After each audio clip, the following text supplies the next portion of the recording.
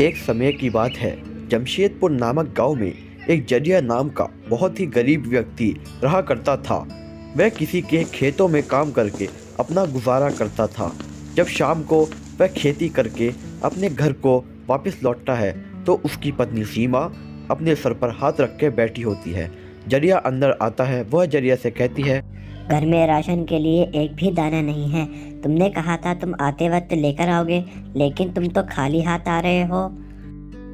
अरे हाँ, वो मैं मालिक के पास गया तो था काम लेने के लिए और पैसे मांगने के लिए, लेकिन उन्होंने मुझे मना कर दिया। कहा तेरे जैसे गरीब के लिए कोई काम नहीं।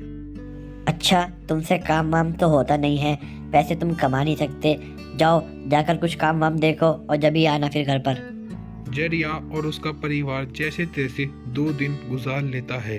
जरिया फिर काम की तलाश में इधर उधर भटकने लगता है और चलते चलते नदिया किनारे जाकर बैठ जाता है और सोचने लगता है, यार काश मुझे कोई ऐसी चीज़ मिल जाती जादू से कि मैं उससे माला माल हो जाता।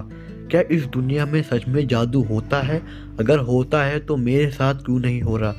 फिर जरिया अपना उदास चेहरा लेकर अपनी बीवी के पास जाता है और अपनी बीवी से उदास चेहरे में बोलता है, अरे भगवान, मैं आज गया था काम ढूंढने। मैंने पूरे गांव में काम ढूंढा, लेकिन मुझे कहीं भी काम नहीं मिला। अब क्या होगा हम दोनों का?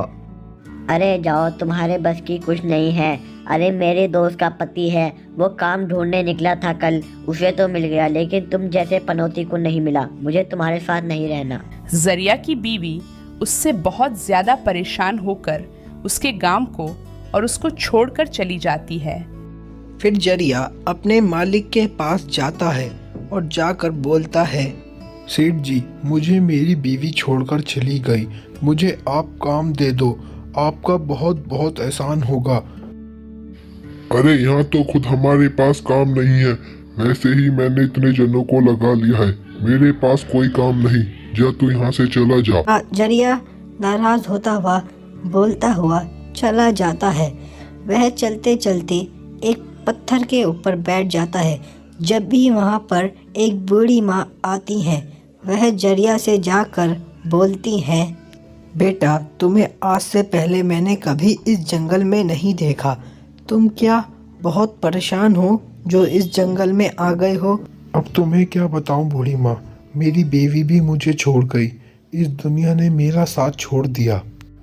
अब मैं अकेला बचा हूँ। यह सारी बातें अम्मा सुन लेती है। वह जरिया को लेकर अपने साथ एक जादुई गुफा के धोरे चलने लगती हैं, जहाँ पर एक जादुई पेड़ होता है, और उस पेड़ के धोरे जाकर बोलती हैं, ये जादुई पेड़, ये लड़का बहुत ही तकलीफ से गुजर रहा है, तू इसकी मदद कर। अगर तूने इसकी मदद नहीं करी तो इंसानियत पर इंसानों का भरोसा उठ जाएगा। अरे अम्मा, तुम मुझे कहाँ लेकर आ गई और इस पेड़ से क्या क्या बोले जा रही हो? चलो यहाँ से चलते हैं, वैसे भी यहाँ कोई नहीं है।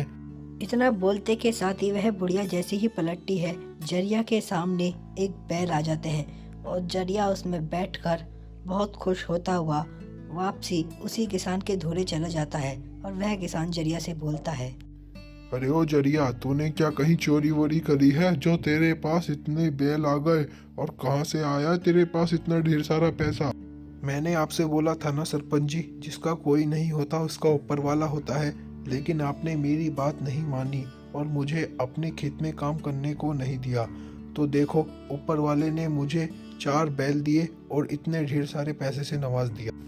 जरिया, मुझे पता है तूने कहीं चोरी वोरी करी है, लेकिन तू इस बात से बेफिक्र रहे।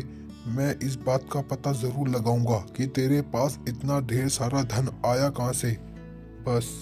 जरिया के मालदारी के किस्से दूर दूर तक गाँवों में फैलने लगते हैं और जरिया एक अच्छी खासी जिंदगी बिताने लगता है।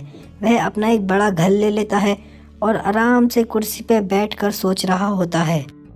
इतने में जरिया की बीवी जरिया के घर आ जाती है और बोलती है, सुनिए जी, मैं अपनी गलती पे शर्मिंदा हूँ।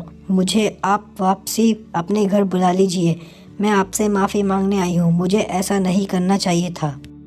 मुझे पता है तू मेरी दौलत देखकर आई है। तुझे तो मेरे बुरे वक्त में साथ देना चाहिए था, लेकिन तू मुझे छोड़ के चली गई। जा, चली जा मेरे घर से, मुझे नहीं रखना तुझे अपने साथ। जरिया की बीवी ये सब सुनकर वहाँ से चली जाती है।